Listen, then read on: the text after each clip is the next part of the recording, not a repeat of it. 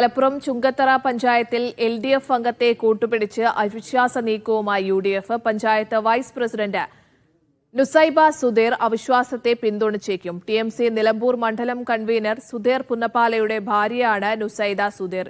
ഇരു കക്ഷികൾക്കും 10 അംഗങ്ങൾ വീതമുള്ള പഞ്ചായത്തിൽ PV അൻവറിന്റെ പിന്തുണയോടെയാണ് UDFന്റെ അവിശ്വാസ നീക്കം. മുഹമ്മദ് ഷംസീർ മലപ്പുറത്ത് നിന്ന് വിവരങ്ങൾ പങ്കുവയ്ക്കാൻ ചെയ്യുന്നുണ്ട്. ഷംസീർ, ചുങ്കത്തറ പഞ്ചായത്ത് പിടിക്കാൻ എങ്ങനെയാണ് UDFന്റെ നീക്കം?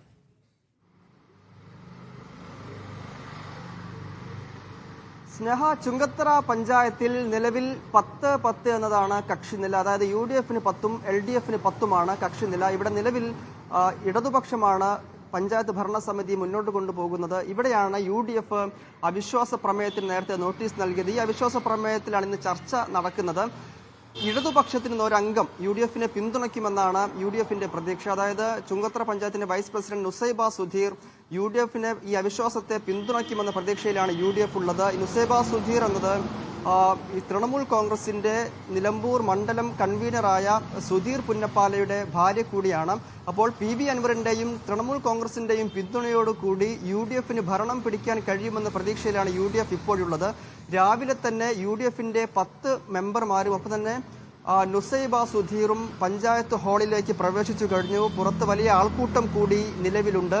മറ്റു സംഘർഷ സാധ്യതയൊക്കെ ഒഴിവാക്കാൻ വേണ്ടി കൂടിയാണ് രാവിലെ തന്നെ UDF അംഗങ്ങളും ഒപ്പം തന്നെ UDFനെ പിന്തുണയ്ക്കുമെന്ന് പ്രതീക്ഷിക്കുന്ന ഇടതുപക്ഷത്തിന്റെ ഒപ്പം ചുങ്കത്തറ പഞ്ചായത്തിന്റെ വൈസ് പ്രസിഡന്റ് കൂടിയായ നുസൈബ സുധീർ പഞ്ചായത്ത് ഹാളിലേക്ക് പ്രവേശിച്ചിരിക്കുന്നത്. 11 മണിക്കാണ് അവിശ്വാസ പ്രമേയ ചർച്ചയ്ക്ക് വരിക. PV അൻവർ ഉൾപ്പെടെയുള്ള നേതാക്കൾ ഈ പരിസരത്ത് തന്നെയുണ്ട്.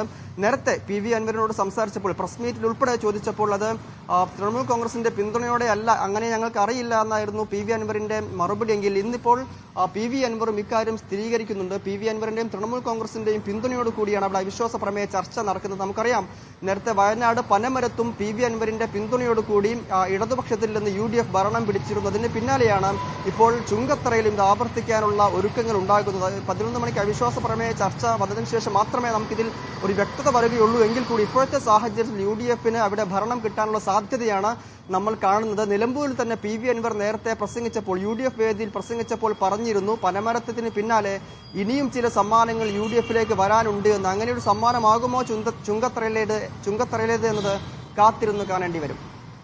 തീർച്ചയായും 10-10 LDFന് 10, UDFന് 10 അത്തരത്തിൽ അംഗസംഖ്യയുള്ള ചുങ്കത്തറ പഞ്ചായത്ത് TMCയുടെയും PV അൻവറിന്റെയും പിന്തുണയോടെ അട്ടിമറിച്ച് പിടിച്ചെടുക്കുക എന്ന നിലപാടാണ് UDFന്റേത് എന്നാണ് ഷംസീർ പറയുന്നത് മലപ്പുറത്ത് നിന്ന്.